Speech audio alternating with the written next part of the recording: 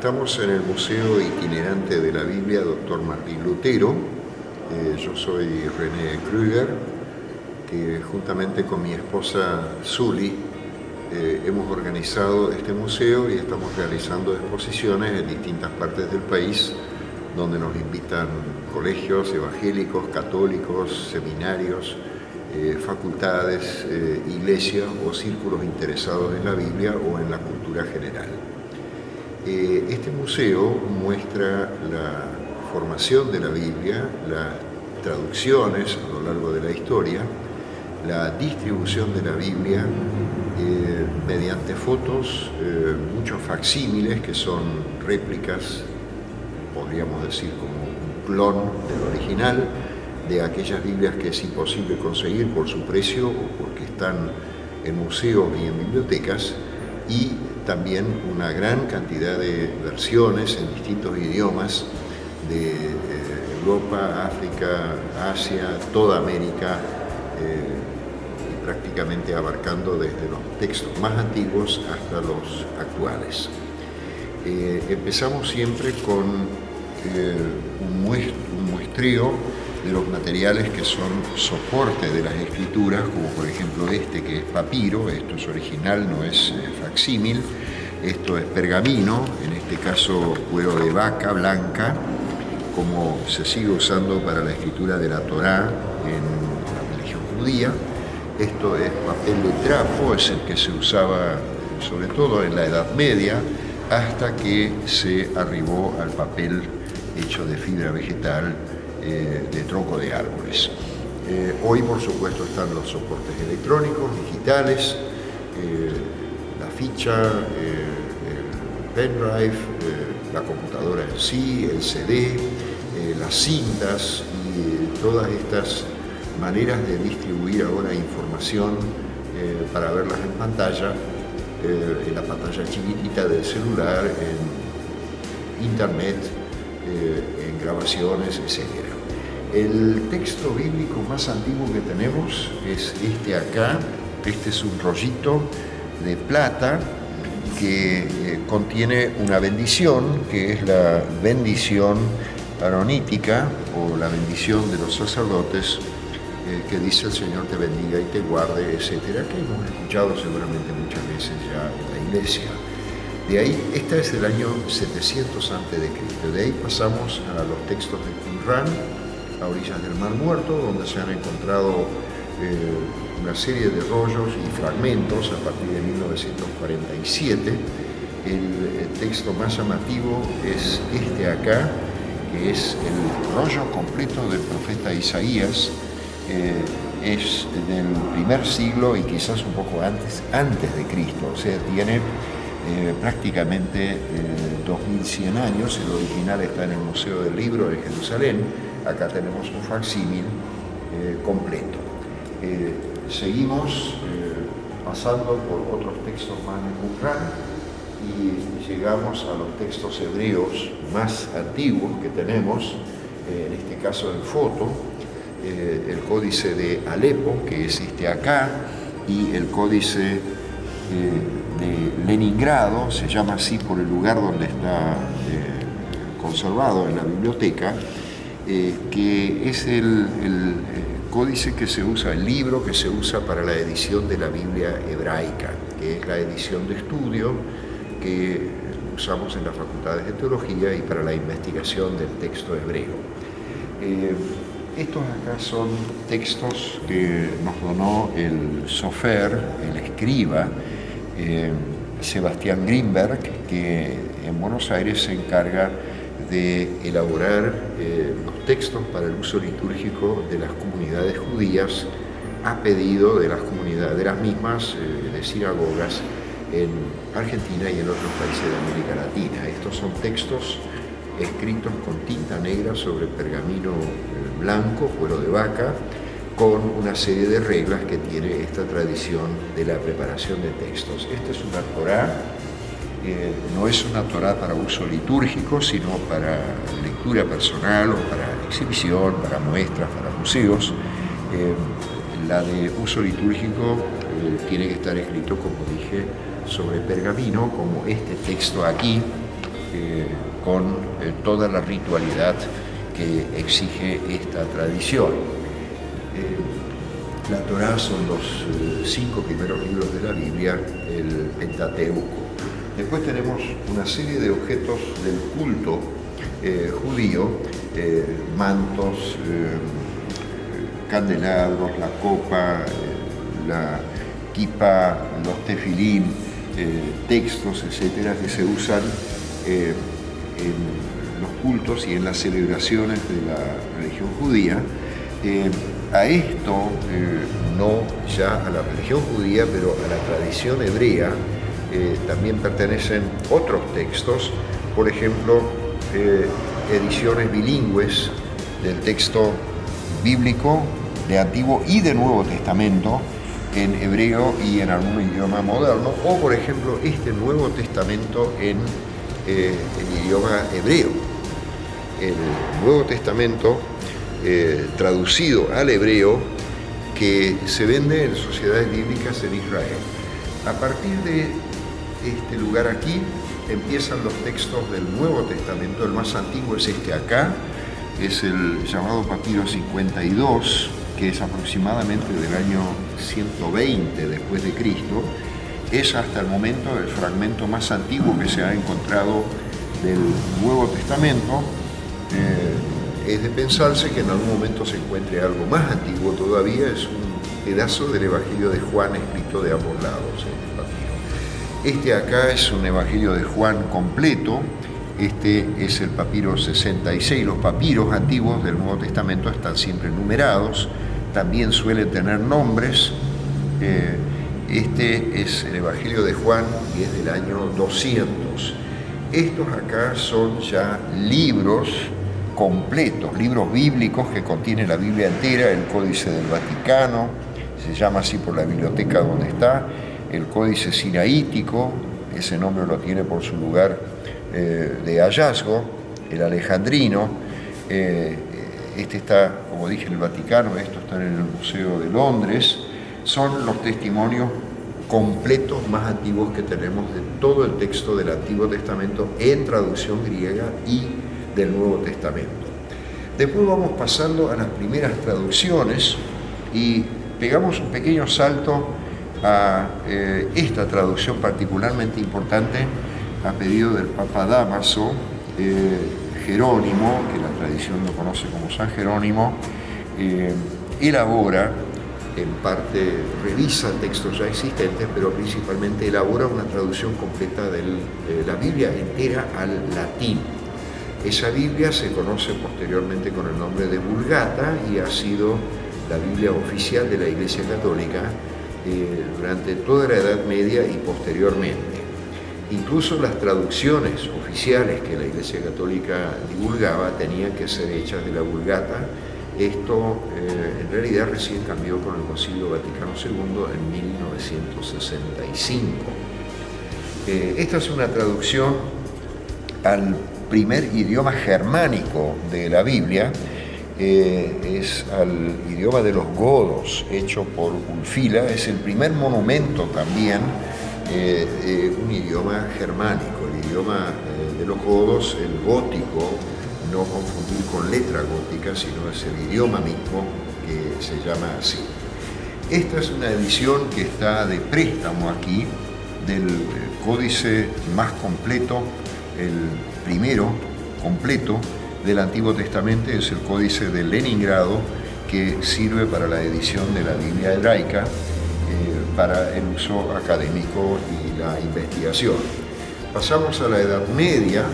En la Edad Media, porque había muchas personas que no dominaban la lectoescritura, se hacían las llamadas Biblias de los pobres, Biblias ilustradas, Biblias en historias. Hay algunas que se llaman Biblias moralizantes, ricamente ilustradas, muchas de ellas en columnas, como esta por ejemplo aquí, en 3 columnas, un texto del Antiguo, un texto del Nuevo y otros textos de uno de los dos, con mucha ilustración y con breves pasajes bíblicos. A esa misma época, en este caso al año 1388, pertenece a la traducción al inglés de Wycliffe. Es un inglés sumamente interesante porque se lo puede leer y entender incluso hasta hoy. En esa época la Biblia también se empieza a traducir al alemán. Cabe destacar que antes de Lutero hubo 18 traducciones al idioma alemán, pero todas ellas hechas desde la Vulgata, no desde los textos originales que son el hebreo para el antiguo y el griego para el nuevo, sino desde la Vulgata. Además, como no había una teoría de traducción, son textos bastante duros. Algunos han dicho que en realidad eso es latín-alemán. Otros han dicho son textos como los que se traducen con el traductor de Google y después hay que pasarle una revisión de estilo. Y estamos también en el momento de la traducción de la Biblia al naciente castellano. La Biblia alfonsina es parte de un proyecto largo de la historia que este rey Alfonso el Sabio quiso divulgar y para los comienzos tomó el texto bíblico. Esa historia se puede decir que comienza con Adán y Eva y termina con él. Es algo típico de los reyes, un pensamiento casi faraónico que la historia concluye con el respectivo rey, pero gracias a esa idea faraónica, lo digo un poco con ironía, tenemos una traducción al castellano que es mucho más antigua que a otros idiomas. Después, la historia de la Biblia pega un salto considerable con Johannes Gensfleisch.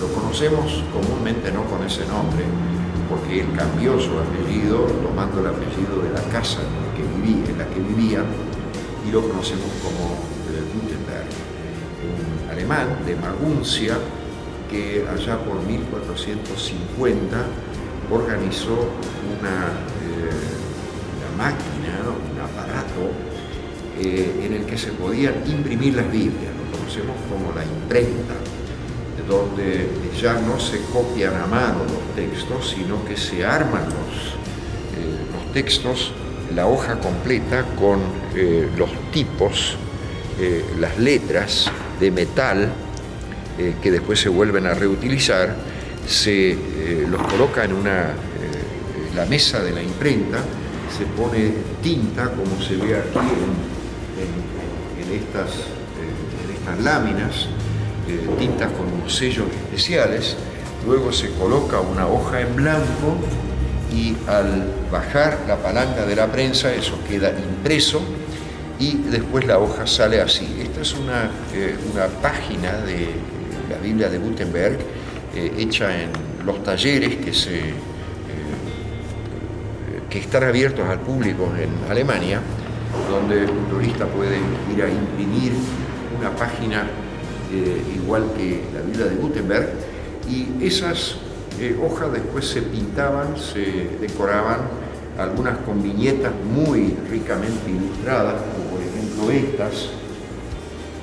Estas son copias facsimilares en miniatura, o esta acá, las iniciales, el borde, lateral, superior, inferior, en otros casos solamente las letras iniciales, y después se encuadernaba. Este es el primer libro del mundo impreso con tipos móviles. ¿Qué significa tipos móviles? Que estos pequeños sellitos de metal, como se los puede llamar, al terminar la impresión de la cantidad de tirada que se quería hacer, se volvían a usar para la siguiente hoja, agregando los que faltaban y dejando de lado los que sobraban. Eso abarataba, por supuesto, enormemente la producción. La Biblia de Gutenberg tuvo una tirada de estimativamente 150 ejemplares en papel y unos 30 ejemplares en pergamino. De estos 180 hoy quedan 49. No están completas todas, algunos museos, algunas bibliotecas tienen un solo tomo, otros tienen un tomo y medio, pero hay varios que tienen 2 tomos. Se calcula que si hoy apareciera en algún galpón olvidado, algún sótano, alguna biblioteca, algún depósito desconocido, una Biblia de Gutenberg original de 1455, se la podría vender a $100 millones. Exacto, $100 millones. Bien, acá tenemos facsímiles completos. Tenemos para nuestro museo 3 juegos de facsímiles completos de la Biblia de Gutenberg. Acá tenemos 2. Y el siguiente paso de esto, de la historia con pasos llamativos de la distribución, interpretación, traducción de la Biblia, fue la edición del Nuevo Testamento en griego por Erasmo de Rotterdam, que en 1516 editó por primera vez el Nuevo Testamento en griego y lo divulgó en toda Europa, un proyecto paralelo al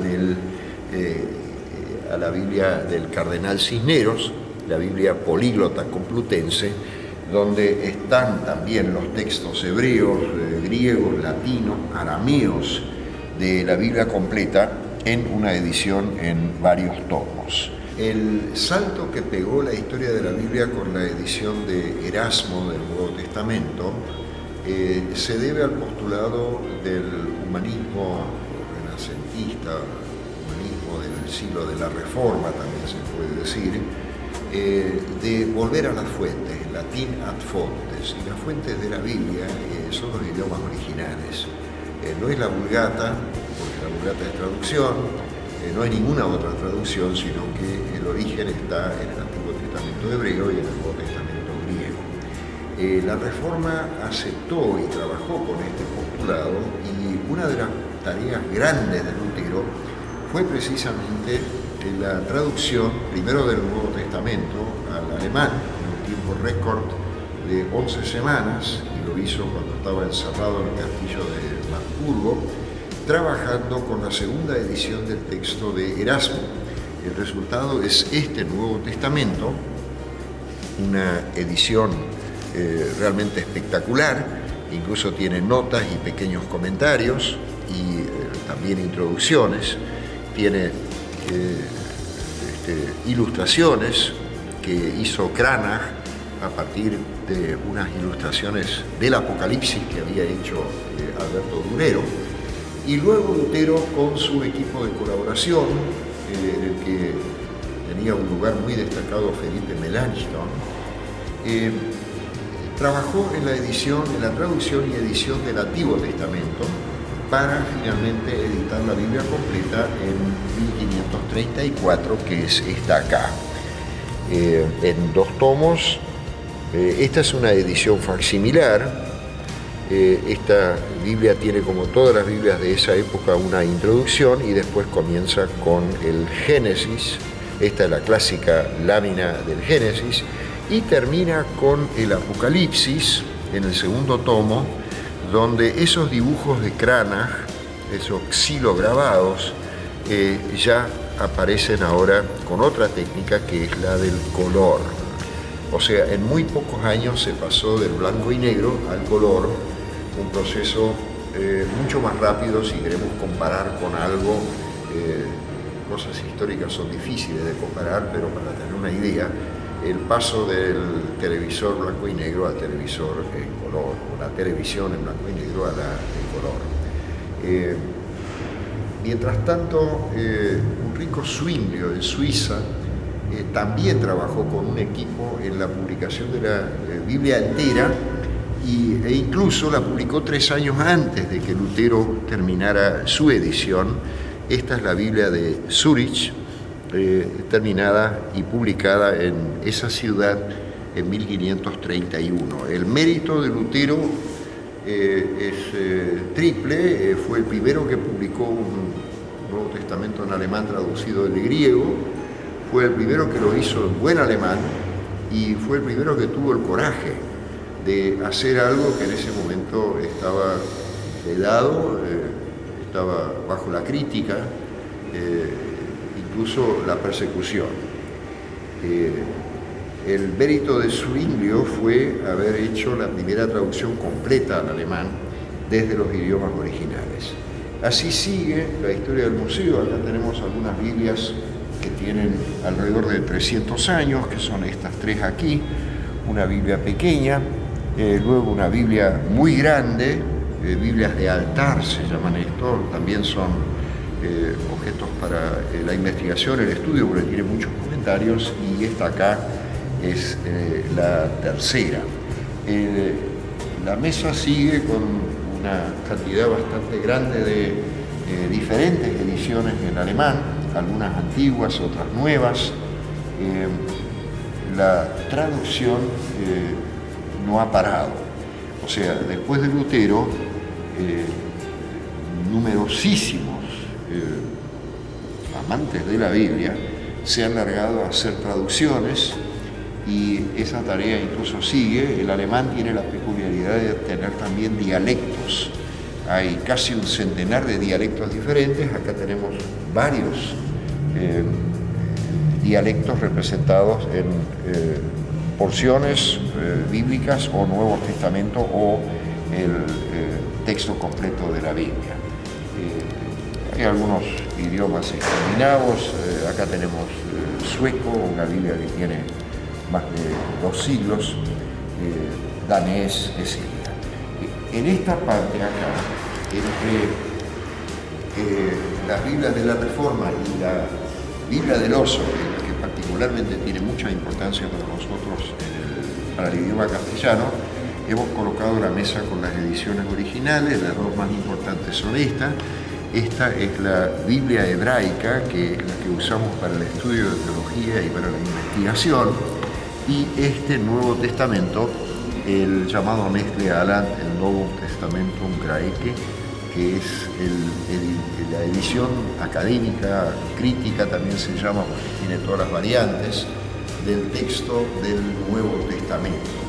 Y las otras son ediciones bilingües y también de las primeras traducciones al arameo, es el Antiguo Testamento llamado Targum, la Septuaginta, el Antiguo Testamento traducido al griego, la Vulgata, que es la que ya había mencionado, la traducción al latín, y algunos otros que son de estudio. De ahí pasamos a la joya de la literatura española, que es la Biblia del Oso. En 1569, Casiodoro de Reina publica esta traducción completa de la Biblia, Antiguo y Nuevo Testamento, hecho desde los idiomas originales al castellano, a un castellano espectacularmente bueno, y esta Biblia, después de haber sido perseguida, hoy es considerada parte de la literatura, del siglo de oro de la literatura española. Lo reconocen los mejores críticos literarios y está a la altura de la poesía, de la novela de caballería y de todos los géneros que se cultivaron en ese siglo. Autores como Quevedo y tantos otros que seguramente hemos visto en la secundaria. La obra cumbre es El Quijote. Esta Biblia está a la par de toda esa literatura. Esta Biblia fue revisada un tiempito después por Cipriano de Valera, y él editó este ejemplar en 1602. Estos son facsímiles, tanto la Biblia del Oso como la Biblia del Cántaro, así se llama esta, porque tiene el dibujo de un joven que planta y otro que riega, y tiene un cántaro. Estas dos juntas son la Reina Valera, o sea, la traducción de Reina y la revisión de Valera. Esta es nuestra Reina Valera, la Biblia más conocida en ámbitos evangélicos en el idioma castellano. Lo que sí acá son ediciones de la misma Biblia en distintas revisiones, versiones populares y también versiones católicas.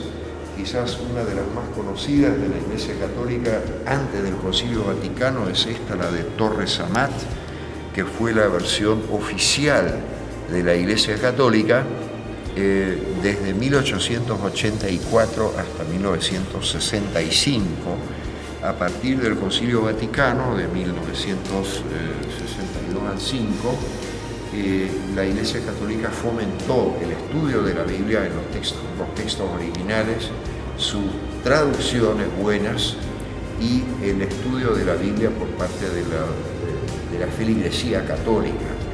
O sea, 4 siglos y medio después de la Reforma iniciada por Lutero y los demás reformadores, la Iglesia Católica también está a la par de quienes estudian la Biblia en sus idiomas originales, la traducen desde allí y fomentan su conocimiento por parte de la feligresía cristiana, en este caso católica. Una especialmente conocida es la Biblia de Jerusalén, y luego hay en cada país siempre una traducción oficial. En la Argentina se trata de la traducción hecha por los monseñores Leborati y Truso. Esta fue aceptada y aprobada por la Conferencia Episcopal Argentina como la Biblia para el uso litúrgico. ¿Qué significa eso? Que en las misas y en todos los actos litúrgicos oficiales de la Iglesia Católica se usa este texto bíblico. El fiel puede comprarse cualquier otra Biblia católica o de edición católica, pero para el uso oficial debe usarse esta acá. Como hay algunos países que no tienen tantos especialistas en materia bíblica, hay países limítrofes y otros que también la han adoptado. Por ejemplo, es el caso de Paraguay. Esta muestra sigue con idiomas de la familia latina, romana. Pasamos a las versiones inglesas. La más conocida es la King James, la Biblia versión del rey James, Santiago. Es la versión oficial de la Iglesia de Inglaterra. Este es el libro que sin duda ha tenido la mayor tirada a lo largo de la historia. Se calcula que se han impreso y distribuido 1.000 millones de ejemplares. Después seguimos, después de varias inglesas, con algunos idiomas asiáticos. Pasamos por el árabe de Asia Menor, ¿no? El árabe, el siríaco, etc. Y empezamos con los idiomas eslavos. Los idiomas eslavos forman una gran familia: el ruso, el ucraniano, el bielorruso, el eslovaco, el croata, el esloveno, el polaco, el checo. Son idiomas que están dentro de la familia de los idiomas indoeuropeos, pero bastante más alejados del castellano, porque han tenido una evolución geográficamente separada. De ahí pasamos a los idiomas de Asia, de la lejana Asia. Varias ediciones en chino, mandarín, en chino taiwanés, escritura clásica, escritura modernizada, en transliteración, en pinyin, etc. O sea, dentro del mundo chino también hay mucha variedad de traducción y de ediciones bíblicas, tanto de las sociedades bíblicas como también de la Iglesia Católica. Hay de todo esto acá. Este es un sector que todavía es pequeño en mi colección, es el sector del África. Hay que recordar que en África hay 2.000 idiomas que se están hablando en este momento. Muchos de ellos tienen traducción bíblica. A nivel mundial se calcula aproximadamente 7.000 idiomas, de los cuales hay unos 3.300 que en este momento tienen traducción bíblica, ya sea una parte, un evangelio, por ejemplo, o el Nuevo Testamento o la Biblia completa. Y con esto se abarcan 85% de la población mundial.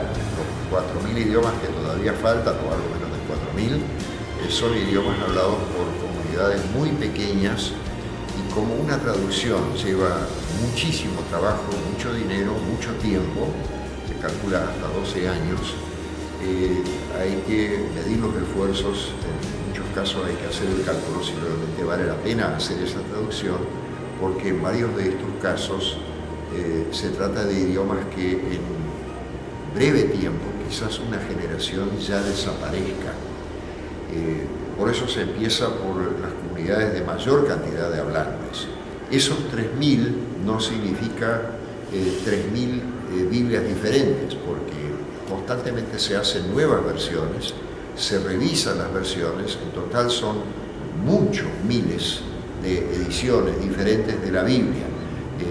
Por ejemplo, en castellano hay más de medio centenar de ediciones, en alemán hay casi 300 versiones diferentes, y a lo cual hay que sumar los dialectos. En inglés hay una enorme cantidad, y el inglés cuenta como un idioma, el castellano como uno, el alemán como uno, pero ya ahí hay 400, 500 libros diferentes que son versiones dentro de un mismo idioma. Por eso el trabajo de traducción es muchísimo mayor que simplemente la cantidad de idiomas a la que se ha traducido. Y esta parte son las Biblias en idiomas indígenas de Argentina y de otros países de América Latina. Paraguay, Ecuador, Perú, Chile, México, etc. En la Argentina se hablan muchos idiomas indígenas y es un hecho casi desconocido que Sociedades Bíblicas ha hecho un trabajo de traducción a muchos de estos idiomas, ya sea el Nuevo Testamento o ya la Biblia completa, idiomas de las que la mayoría de la opinión pública tiene muy poco conocimiento de que siquiera existen. Cuando uno pregunta a los chicos de la secundaria qué idiomas se hablan en la Argentina, en el mundo indígena, a lo sumo alguien puede contestar toba o guaraní, pero de la otra docena nadie se acuerda y casi nadie sabe, fuera de los círculos directamente participantes de las iglesias de estas comunidades y por supuesto de los especialistas y de sociedades bíblicas, de que existen estos idiomas. El siguiente paso es Biblia y arte, lo llamamos así. Se refiere al arte de pintura y de dibujos. Son Biblias ilustradas, las que se ven acá. Tenemos facsímiles de Durero, de algunas obras de Durero sobre textos bíblicos o temas bíblicos, ilustraciones de un libro de oración para el emperador Maximiliano. Estas cosas tienen más de 500 años. Esta es una Biblia muy ilustrada, que es del año 1400, y después hay algunas que se dedican a un determinado pintor. Por ejemplo, esta es la llamada Biblia de Chagall. Chagall, un artista plástico judío que ha ilustrado muchas historias bíblicas con cuadros y también con vitrales. O esta, la Biblia de Rembrandt, el texto es holandés. Rembrandt fue de esa nacionalidad. Rembrandt hizo numerosos dibujos y pinturas sobre textos bíblicos que han sido coleccionadas y editadas acá. O aquella otra que es la Biblia con los 241 dibujos grabados que hizo Doré para ilustrar la Biblia completa. También hay en el museo algunas Biblias que incluyen estos dibujos en las páginas correspondientes de la Biblia. Esta acá es más manejable para quien quiera revisar, estudiar, ver, apreciar a Doré. Es la colección de todos los 241 dibujos en un solo tomo. Hay otro libro que, por ejemplo, tiene pinturas de muy diversos estilos y de épocas y de pintores muy diferentes, ilustrando el texto bíblico. Y después hay algunos más chiquititos con dibujos quizás de menor inversión de tiempo. No quiero decir que sean menos, pero son dibujos hechos más rápido, no son obras de la gran historia de la pintura. A partir de acá tenemos las Biblias para niños y para adolescentes y también para jóvenes. Hay ediciones de los textos bíblicos con ilustraciones fascinantes para los chicos de la edad a la que se dirigen. Estas Biblias se consiguen tanto por el lado de sociedades bíblicas como también de las editoriales católicas, y algunas de ellas son particularmente importantes por el nivel artístico y también la inversión de trabajo, que son estas acá en formas de historieta. Esta es la Biblia gráfica, que tiene el texto bíblico trasladado al relato de historieta, igual que esta acá, la Biblia de los niños, pero es tan atractivo esto que también personas de más edad, adultos y por qué no también ancianos, pueden leer la historia bíblica en forma de cómics. Esta, la Biblia en acción, con dibujos realmente impactantes, algunos de ellos muy fascinantes y muy expresivos, o sea, los artistas acá se han metido en el texto bíblico y lo han hecho imagen. Estas son miniaturas, estas acá han sido Biblias textos bíblicos que se han distribuido clandestinamente en las cárceles de la ahora ex Unión Soviética.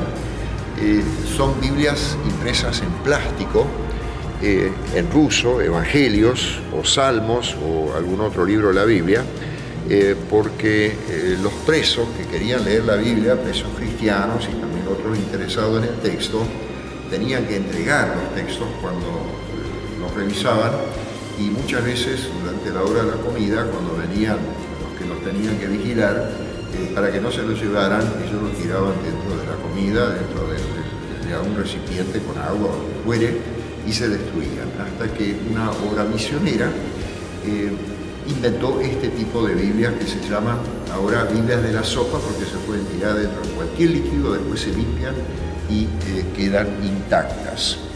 El comunismo cayó, la Biblia no sobrevivió también en este sentido. Estas son Biblias de distribución por los Gedeones, el Nuevo Testamento en una serie de idiomas, y nosotros generalmente concluimos el paseo con dos muestras de algo llamativo. Esto acá, que es una Biblia en blanco, así es la Biblia para quienes no poseen en su idioma un ejemplar, o sea, no se lee nada. Por eso hay que fomentar el trabajo de traducción. Y esta es una Biblia, un tomo de la Biblia en braille para personas no videntes. Hay numerosas traducciones ya pasadas a braille y está puesta en último lugar justamente para que las personas que visitan una exposición así se lleven un impacto de que personas con esta discapacidad, en este caso ceguera, también están plenamente integradas.